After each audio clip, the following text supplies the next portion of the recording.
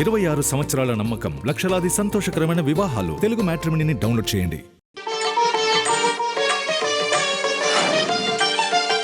శుభమస్తు. శ్రీరామ జయం. ఓం నమ శివాయ. సోమవారం నాడు శివారాధన ఎందుకు చేయాలి? కలిగే ప్రయోజనం ఏమిటి? ఇంటిలో శివలింగము 1, 2, 3 ఎన్ని శివలింగాలు మనం ఏర్పాటు చేసుకోవచ్చు? ఏ క్షేత్రానికి వెళ్ళినా అక్కడ నుంచి ఒక శివలింగం మన ఇంటికి తీసుకువస్తూ ఉంటాం.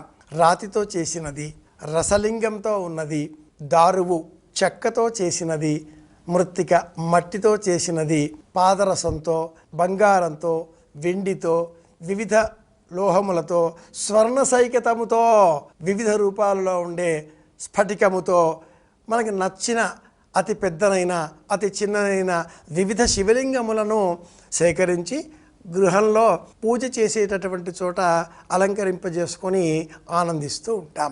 అయితే ధర్మశాస్త్రాన్ని అనుసరించి ఒకే శివలింగాన్ని పూజించాలి.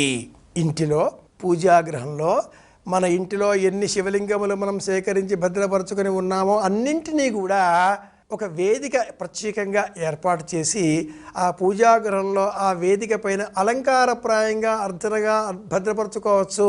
పుష్పముల చేత అలంకరించి ఆనందపడిపోవచ్చు. కానీ పళ్ళెములో ప్రధానంగా అభిషేక నిమిత్తమై ఏర్పాటు చేసేటటువంటి నిత్యము అభిషేకం చేసే నిమిత్తం మట్టుకు ఒకే శివలింగాన్ని మనం స్వీకరించవలసి ఉంటుంది. మధ్యలో శివలింగం, నైరుతి వైపు గణపతి, వాయవ్యం వైపు దుర్గాదేవి, ఈశాన్యం వైపు విష్ణువు, ఆగ్నేయం వైపు సూర్యనారాయణమూర్తి, ఇలా 4 వైపులా 4 ప్రతిమలు, మధ్యలో శివలింగం ఏర్పాటు చేసుకొని అభిషేకం చేసినట్లయితే ఈ విధానానికి శివ పంచాయతనము అని పేరు. పరమేశ్వర అర్చన ఒక్క శివలింగమే అని కూడా చెయ్యరాదు.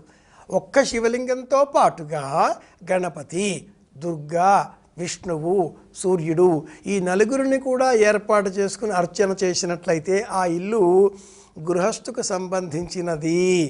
ఇల్లాలు, భర్త, పిల్లలు, తల్లి, తండ్రి, కుటుంబము సంపూర్ణమైనటువంటి విశ్వశ్రేయస్సును కోరేటటువంటి కుటుంబ జీవన వ్యవస్థకు ప్రతీక ఈ పంచాయతన అర్చనామూర్తి, అర్చా విధానము, స్వరూపం కూడా.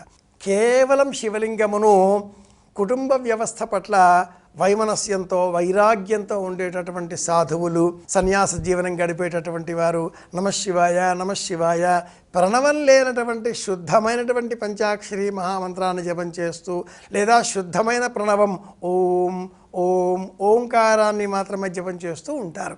గృహస్థు మట్టుకు అలా కాకుండా శివుడితో పాటుగా గణపతిని, దుర్గను, విష్ణువును, సూర్యుడిని కూడా పూజించాలి అంటుంది ఆర్ష సంప్రదాయం. నివేదన చేసే సమయంలో కేవలం శివుడికి నివేదనలు ఉండవు. కానీ పంచాయతనం అనగానే ఆదిత్యం, అంబికం, విష్ణుం, గణనాథం, మహేశ్వరం ఈ క్రమంలో నివేదన, అర్చన సమర్పించవలసి ఉంటుంది. చేసే పూజా విధానములో ఆవాహయామి, ఆసనం, పాదయో, పాద్యం, అర్ఘ్యం, పంచామృత స్నానము, ధూపము, దీపము, నైవేద్యము, హారతి, మంత్రపుష్పము.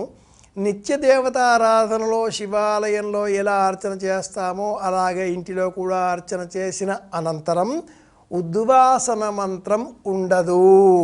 గచ్చగచ్చ సురశ్రేష్ఠ అన్న మంత్రాన్ని ఇంటిలో చెప్పకూడదు. నమస్కారం సమర్పయామి అంతే. అనేన పూజనేన భగవాన్ సర్వాత్మక సర్వం శ్రీ పరమేశ్వరార్పణమస్తు. ఇలా నమస్కారం చేసి వెలిగే దీపములు, అగరొత్తి, మధ్యలో ఈశ్వరుడు, పుష్పమాలికల చేత అలంకరణ, రుద్రాక్షమాలికల చేత అలంకరణ, వెండితో చేసినటువంటి ఆ 3 ఆకులతో మనం పూజించే మారేడు పత్ర స్వరూపము, లేదా నిజంగా మన ఇంట్లో మారేడు ఉంటే మారేడు దళముల చేత అర్చన, పరమేశ్వర అనుగ్రహం ఆ ఇంటికి సంపూర్ణంగా లభిస్తుంది. శివుడిని ఇలా పూజిద్దాం. శివానుగ్రహంతో సోమవారం మనసుకు సంబంధించిన ఏ విధమైన వ్యాకులత్వం కూడా చెందకుండా ప్రశాంత చిత్తంతో సంకల్పాలన్నీ కూడా నెరవేర్చుకుంటూ విజయ పరంపరలతో మళ్ళీ రేపు కలుసుకుందాం. అందరి క్షేమాన్ని కోరుదాం. శ్రీరామ జయం. ఓం నమ శివాయ. శుభమస్తు.